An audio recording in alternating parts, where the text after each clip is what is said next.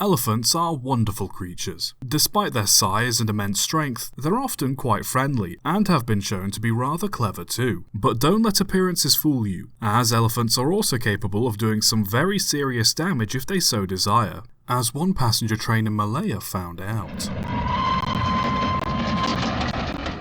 In 1893, a new railway line was opened to connect Tapa to Telok Anson, today known as Telok Itan. The line cut through part of the local forest, and as such, many animals had a hard time adjusting to the frequently noisy trains passing through their home. Engine drivers naturally exercised caution to avoid colliding with any stray animals unfortunate enough to have wandered onto the line. However, some animals very much took a dislike to these new, large, noisy intruders. Around a year later, on the 17th of September 1894, a passenger train travelling to Telok Anson came across a bull elephant standing in the middle of the tracks. The driver naturally sounded the engine's whistle and flashed its lights to try and scare it away. However, the elephant didn't take too kindly to the large, loud, hissing metal monster bearing down on it. Rather than move, the elephant boldly stood its ground, staring the oncoming menace down before charging towards it. The driver in turn tried to stop the engine, but it was travelling too quickly to stop anywhere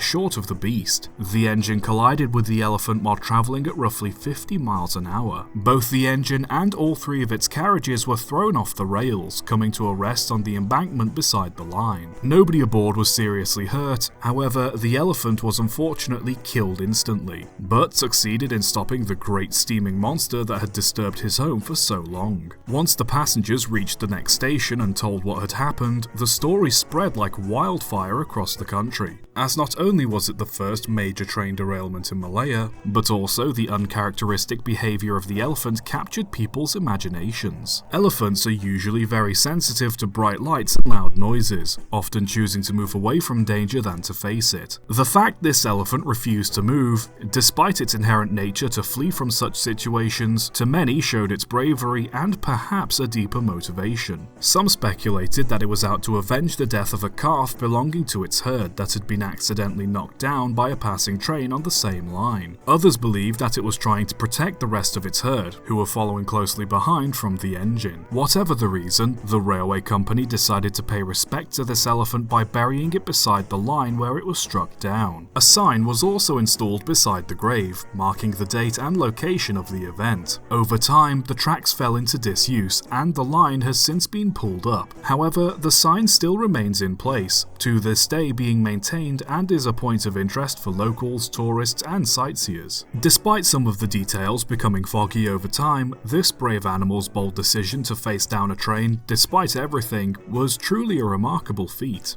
So let us keep telling this story, so that, just like elephants, we never forget them or their bravery. Railways have always needed horsepower, both literally and figuratively. Before locomotives were invented that were small, cheap and powerful, many industries and urban tramways used horses, donkeys and mules to move wagons and carriages. Not every railway, however, got their horsepower from horses. Some railways instead relied on puppy power. Established in 1900, the Wild Goose Railroad served the mining company of the same name, connecting Nome to Lane's Landing in Alaska. The line was 3-foot gauge and functioned about as well as most other mining railroads in North America. In 1903, the line was reorganized into the Nome Arctic Railway and then bought out by the Seward Peninsula Railway in 1906, before finally coming under the ownership of Alaska State in 1921. Traffic was very low on the railway, the line only operating for a 4-month period between 1903 and 1905. As such, despite having a railway on their doorstep, locals were unable to travel on it due to there being little to no passenger services running.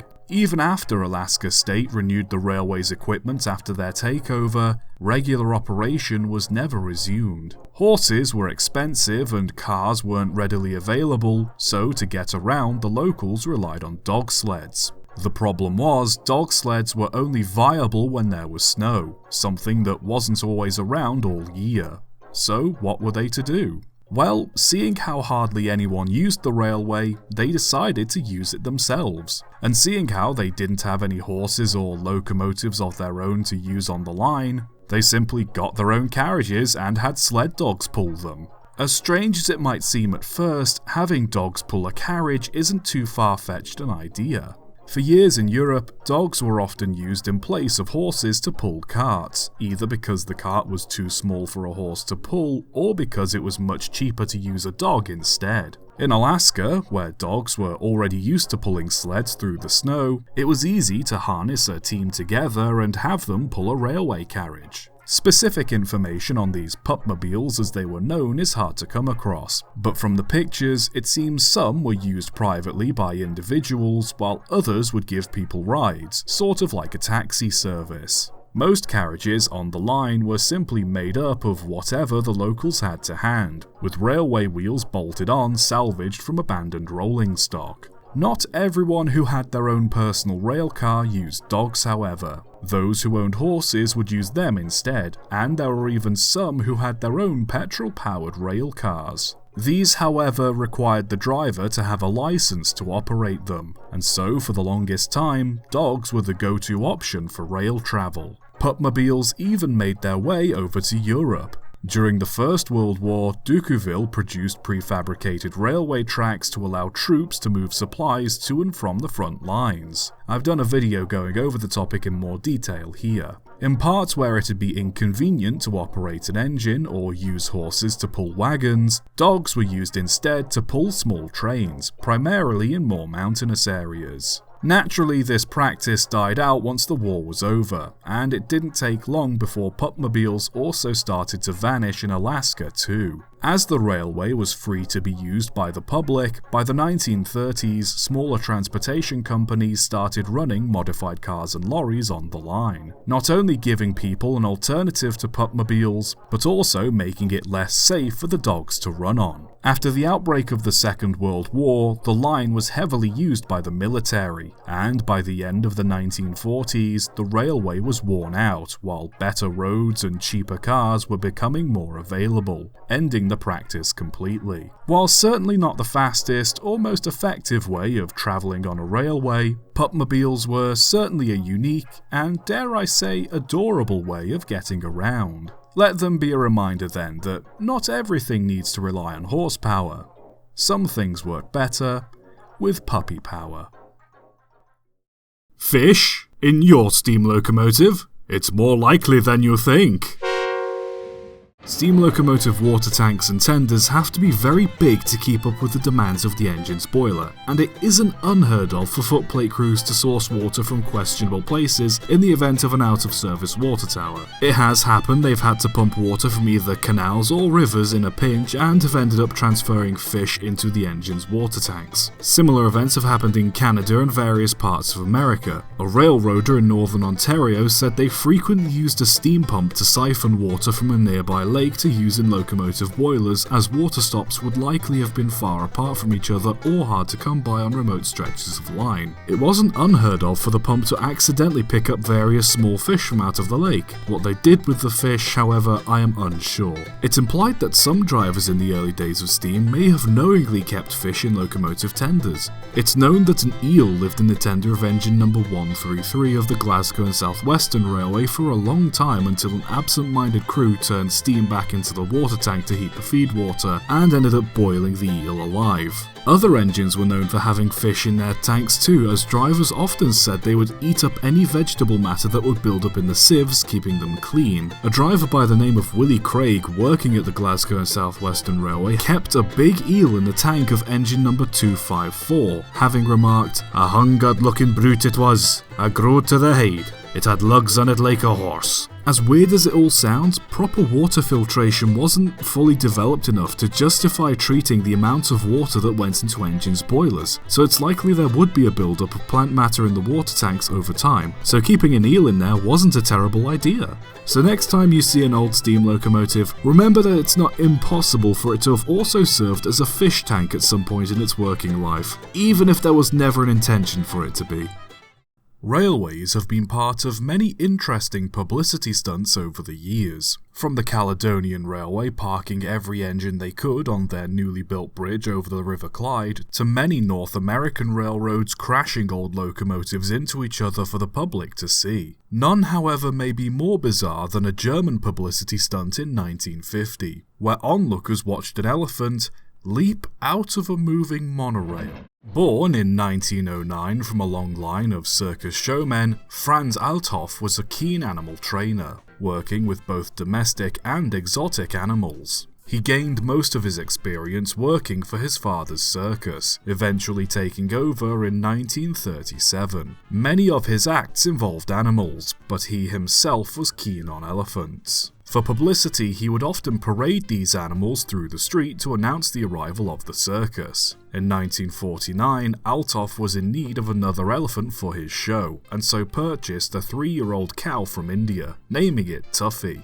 Tuffy was very trusting, which made her easy to train, and given how young and calm she was, Althoff felt that she would be great for publicity. Whenever the circus arrived in a new town, Althoff would walk her around to attract the attention of locals and the press, and because of how small she was able to visit places that would have otherwise been difficult with any other animal. She visited town halls, handed beer to construction workers, and even sailed around Duisburg on a harbour tour. Althoff was a fan of bringing her aboard public trams so she could ride around town, even getting the chance to drive one herself, presumably with adult supervision, in Ruhr. As well behaved as Tuffy was, she wasn't always on her best behaviour when out and about, eating people's potted plants and urinating wherever was most convenient to her.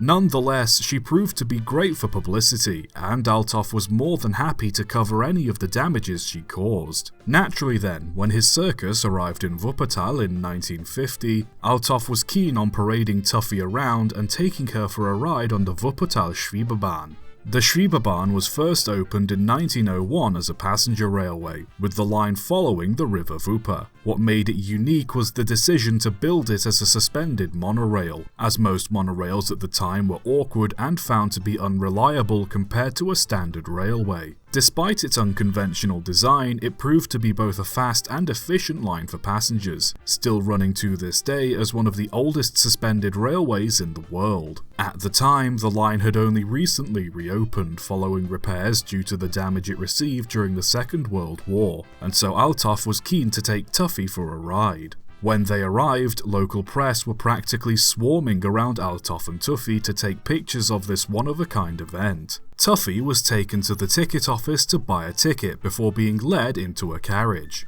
At first, Althoff only wanted to bring himself, his son, and Tuffy aboard to help keep Tuffy calm, but the reporters were persistent, eventually convincing Althoff to let them on board too. Things seemed to be alright as the train took off, but as the ride went on, it was found that the cars would swing and sway more than Althoff was expecting. Tuffy found the ride very uncomfortable and wanted to turn around to see all the people making noise behind her. However, the amount of passengers and reporters made it almost impossible to do so. Naturally, she began to panic. Althoff asked that everyone be quiet to help soothe her nerves, but seeing a literal baby elephant become uneasy in turn made passengers anxious of Tuffy. In her nervousness, Tuffy broke a seat, causing some passengers to panic, which in turn caused her to panic even more. It was between Alte Markt and Aldebrücke when she began moving up and down the carriage, trying to find a way out before running into a window. It took 2 attempts, a broken bench, and several trampled passengers before Tuffy broke through the window, tearing a hole in the side of the carriage and fell 12 meters from the still moving carriage into the shallow river below. Despite some people aboard having cameras, in the panic, nobody managed to capture a photograph of the incident. Once the train arrived at the next station, several injured reporters disembarked while Althoff and his son rushed to the river to find Tuffy. Miraculously, Tuffy had survived the fall and was relatively uninjured, if slightly shaken up by the ordeal. She was taken back to the circus to recover, and even managed to perform later that night. Althoff seemed pleased with the publicity, but the local government was not. Both he and the head of the traffic department were fined 450 marks each for damages and injuring several people. They also specified that, while Tuffy was within the weight limit for the carriage, no animals aside from police or guide dogs were allowed on the railway. Eventually, the circus moved on, but for Wuppertal, the story became quite the local legend. Several businesses named themselves Tuffy after the incident, while many tourist points sell souvenirs featuring the elephant. A small mural is painted on the side of a house facing the Schweiberbahn depicting Tuffy falling. Tuffy herself continued travelling with the circus and riding in trams for publicity, but Althoff made sure she had plenty of space. Eventually, when the circus closed down, plans to move Tuffy to the Wuppertal Zoo were made, but fell through. She was sold to Circus Gruss in 1968 and continued to perform until she passed away in 1989. Bizarre publicity stunts still go on to this day, though thankfully few involve dangerous animals mixing with the public. Most circuses today have done away with acts involving animals, so it's very unlikely we'll ever see anything like this again. But you have to admit, it certainly would have made for a hell of an interesting morning commute.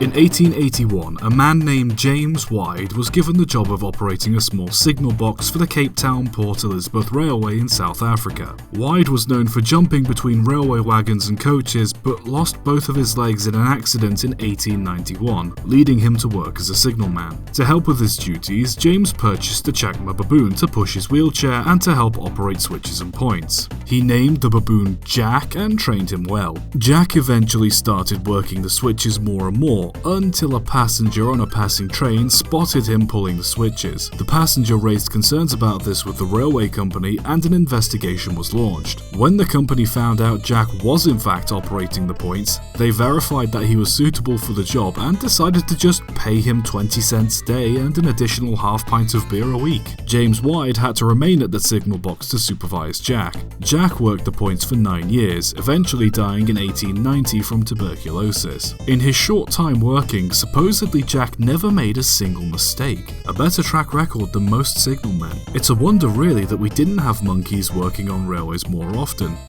Throughout history, railways have always been seen with great romance by many. It's hard to pin down why, but there's certainly an appeal in watching the world roll by while relaxing with a nice drink, watching large machines do their work, or simply just waving at passengers as they pass by. It's a feeling that can be shared throughout the generations. But surprisingly, it also seems to be one that can be shared by the animal kingdom as well.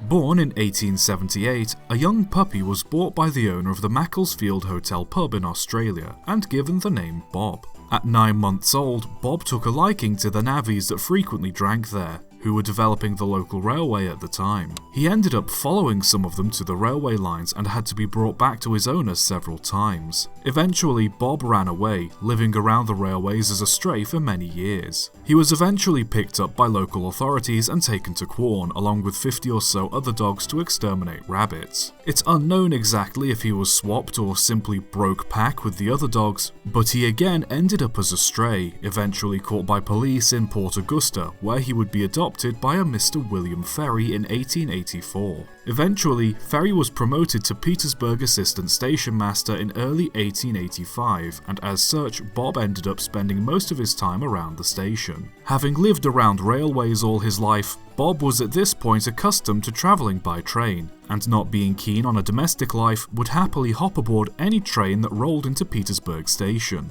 Given there was little Ferry could do to stop Bob, coupled with the fact Bob would eventually make his way back on his own, Ferry just let him travel around. And because of how friendly Bob was towards passengers and footplate crews, nobody really objected to giving him a free ride. He travelled thousands of kilometres from Petersburg, simply living a free life as a friendly stray, frequently visiting a butcher shop in Adelaide for treats and accepting food from anyone kind enough to offer it. It was mostly railway staff and footplate crews who were familiar with Bob, but over time he became friends with frequent passengers too. Supposedly, Bob's adventures took him as far as Oodnadatta, Queensland, and even Western Australia. Bob also had a preference on what engines he'd ride on, seeming happier to hop aboard some of the bigger, imported American locomotives used by the railway, often sitting near the back of the cab on the tender. He seemed to have a dislike for smaller, suburban engines too, likely due to the lack of space in the cab. It wasn't unheard of for Bob to bark at passengers to clear out a third-class compartment for himself, with many railway staff having to reassure passengers that Bob was harmless, he just wanted a ride. He wasn't just a railway dog either, as he was known to occasionally hop aboard steamships due to him confusing the ship's whistle for that of a locomotive. Eventually, Bob was gifted a collar by a frequent passenger after he was dog-napped by a farmer.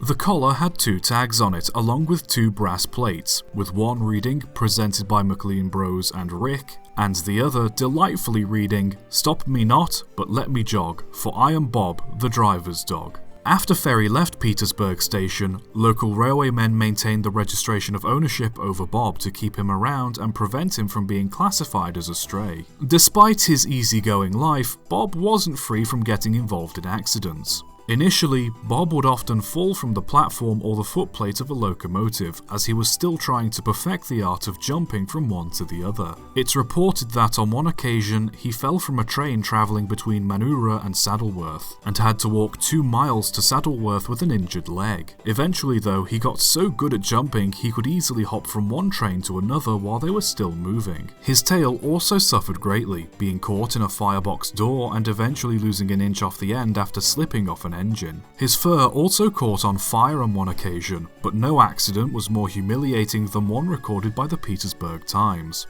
Quote, "Only during one winter did he look miserable, when some employee cut off all his hair except that of his neck and tip of his tail. He was supposed to look like a diminutive lion, but his voice betrayed him." Regardless, this didn't stop Bob from travelling with railwaymen and passengers alike, becoming somewhat of a folk hero around South Australia, with several papers writing about him in numerous articles. Some even reported he was friends with the manager of the Silverton Tramway Company and several other important railway operators. For many years, Bob ventured around Australia as he pleased, hopping aboard anything from goods to passenger services, much to the delight of drivers and firemen running the engines. Alas, all great heroes eventually meet their end, and Bob was sadly no exception. On the 29th of July, 1895, it was reported that Bob had visited his favourite butcher shop on Hindley Street in Adelaide before wandering down a nearby alley. There, he barked at another passing dog,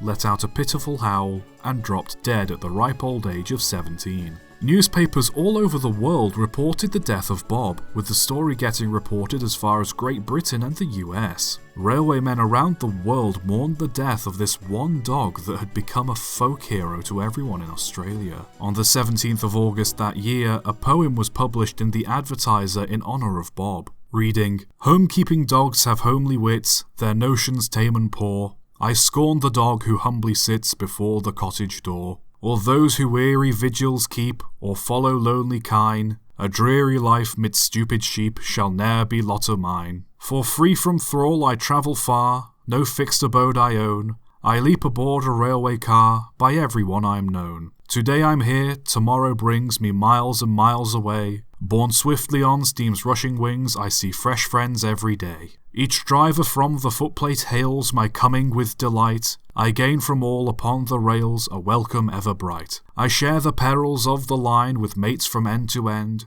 who would not for a silver mine have harm befall their friend. Let other dogs snarl and fight, and round the city prowl, or render hideous the night with unmelodious howl. I have a cheery bark for all, no ties my travels clog.